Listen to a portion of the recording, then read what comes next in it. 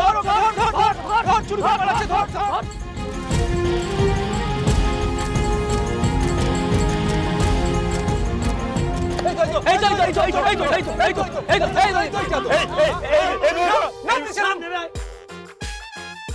এই মেয়েটাই আমাদের বাড়িতে চুরি করেছে, একে ধরতেই হবে, একে ধরতেই হবে। এই নাম নাম নাম নাম নাম নিচে নাম নাম नाम जॉनी मेरा नाम, चोरी मेरा काम।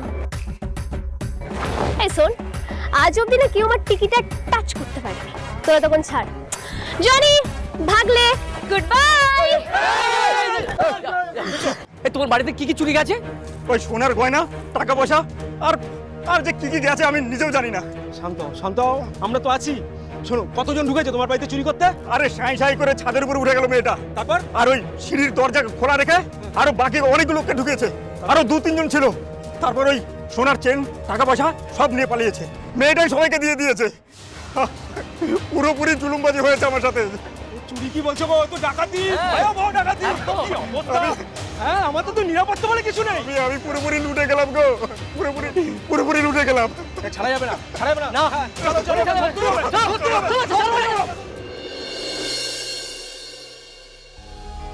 তুই তো জানতিস তোর যমজ মেয়ে হয়েছে, কিন্তু আমি তোকে বলেছিলাম তোর এক মেয়ে মারা গেছে। সেটা সত্যি নয় রে রাধা, তোর আর এক মেয়ে বেঁচে আছে।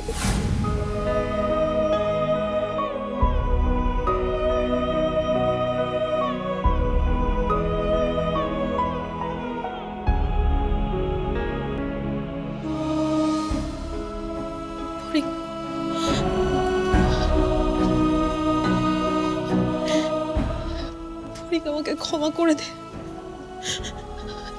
তুই এভাবে রাত থেকে কিরকম গোমরা মুখে বসে আছিস। আমি অন্যায় করে ফেলেছি, আমার তোকে সবটা বলে দেওয়া উচিত ছিল। তুই আমাকে ক্ষমা করে দে পড়ি, ক্ষমা করে দে। আর কত কষ্ট পাবি বলতো তুই? একা একা আর কত সহ্য করবি, কত লড়াই করবি? তোর জন্ম কি শুধু কষ্ট পাওয়ার জন্যই হয়েছিল মা? তোর মনের মধ্যে যেগুলো হয় তুই তুই কেন আমাকে বলিস না?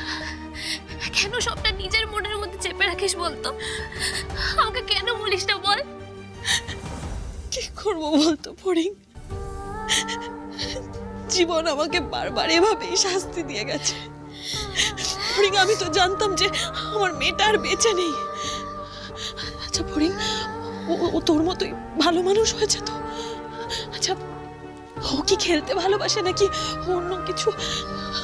ফড়িং, ফড়িং, আমার আরেকটা সন্তান বেঁচে আছে, আমি জানতাম না। আসতে পারি? এসো না।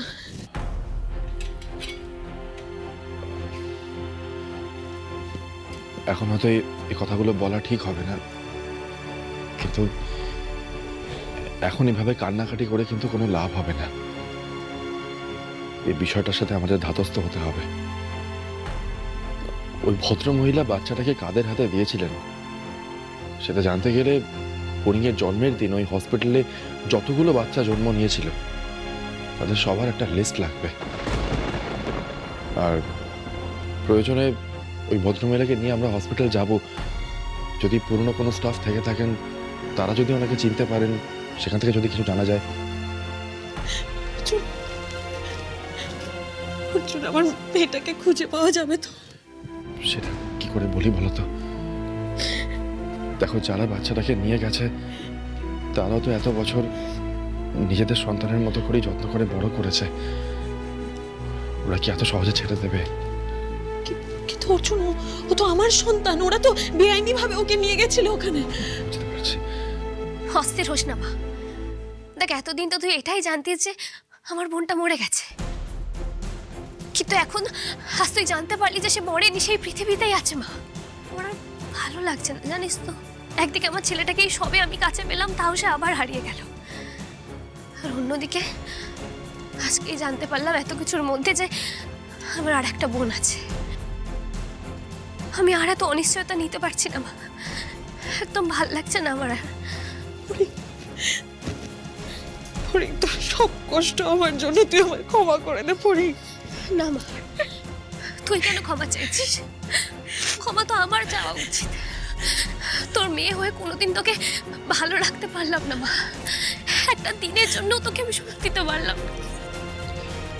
আমি বলি কি, তোমরা দুজনে যদি এইভাবে ভেঙে পড়ো তাহলে লড়াইটা লড়বে কিভাবে? লড়াইটা লড়তে হলে তো তোমাদেরকে শক্ত থাকতে হবে। শান্ত হও প্লিজ। অর্জুন,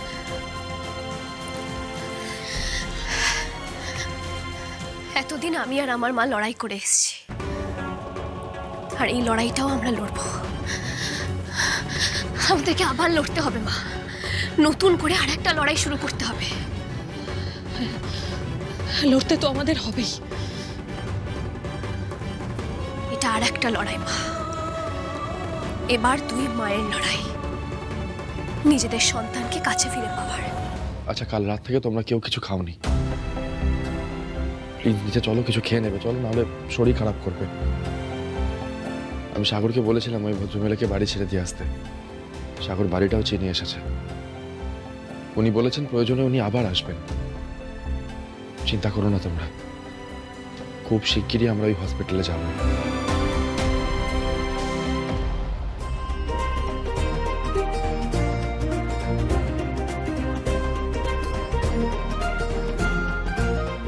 এই পঞ্চাদা, আরে জনিকে আসতে দাও না, তারপরে ভাগ বাটোয়ারা করবে। আরে বাবা, জনিকে ওর যা পাওনা দিয়ে দেবো তো।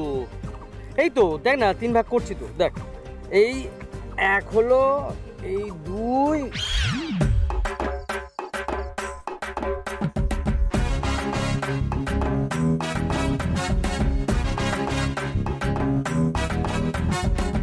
কি দাদা, বয়সে বড় বলে এখানেও বড় দান মারবে? আচ্ছা, সব থেকে বেশি ঝুঁকি এখানে কে নেয়? জনি। পাঁচিল টপকে সিঁড়ি পেরিয়ে গাছে উঠে কে কাজ করে? জনি। ওর দিকে চোখ পাকাচ্ছ কেন পঞ্চাদা? দেখি দেখি দেখি, সরো সরো সরো, হাতটা সরো।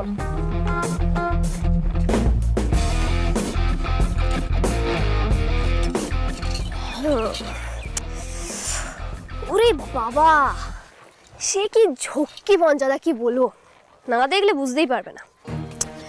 বলছি মাঝে মাঝে একটু নড়ে চড়ে দেখো, नहीं तो कैसे समझ में आएगा, है ना? বেশ, বলছি পঞ্চাদা, বলছি তোমার এই স্কিমটা মনে হয় ঠিক হবে না, বুঝলে? দেখো, আমার ঝক্কি বেশি, আমার মালকড়ি বেশি চাই। কেন বলো তো? কেন? জনি মেরা নাম, চোরি মেরা কাম। বরং আমাকে 1-200 টাকা বেশি দেবে, দেখবে খুশিতে আছো, বুঝলে? জনি সবই তো তোকে দিয়ে দিলাম, এদিকে দুটো পাতি দে না।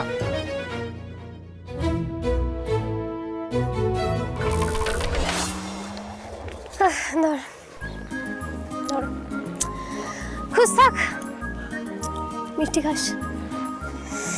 বলছি, যেভাবে পাবলিক উঠে পড়ে লেগেছে না, তাতে কিন্তু যে কোনো সময় খ্যাক করে চেপে ধরবে একদম। তাই বলছি, বেশি এদিক সেদিক না করে এখান থেকে টপ করে কেটে পড়ো। আর এই ঘুড়ি নিয়ে তো ছুটতেও পারবে না কাকা। তাহলে টাটা বাই বাই, এবার জন্য দেখা বাই।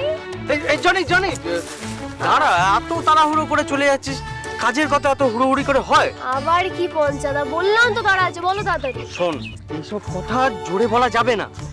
পঞ্চাদা বলো না, কি বলার আছে, বললাম তো তারা রয়েছে। আমাদের দুটো ভালো মালের প্ল্যান হচ্ছে। ছেড়ে কাশো না, বললাম তো দেরি হচ্ছে, যেতে হবে আমাকে। একটা ভালো বাড়ি পাওয়া গেছে, বুঝলি তো, মালদার পার্টি। বাড়িতে মাত্র 2 থেকে 3 জন থাকে। আমাদের টার্গেট করতে হবে, রাতে ভয় দেখিয়ে সব মাল নিয়ে পালিয়ে যাবে। বেশ, তাহলে টেंशन नॉट। আমার নাম কি? জনি, और मेरा काम क्या है? चोरी करना।